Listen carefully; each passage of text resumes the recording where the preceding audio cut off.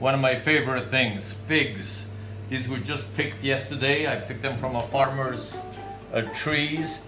The beauty of the fig is, you see, it actually oozes out like a honey. Unfortunately, these are slightly, you will see occasionally there's a slight little bruise, and the reason is because we've had a rather wet summer thus far, and figs thrive better in nice dry heat. So this preparation is going to be figs and prosciutto. I'm going to cut them up inside. I'm going to place a dollop of mascarpone cheese with some pine nuts, and then I'm going to wrap this in a wonderful Tuscan prosciutto. This is our antipasto this evening.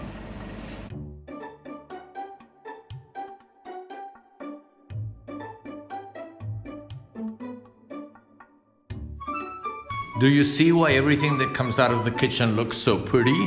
Do you see how much time it takes?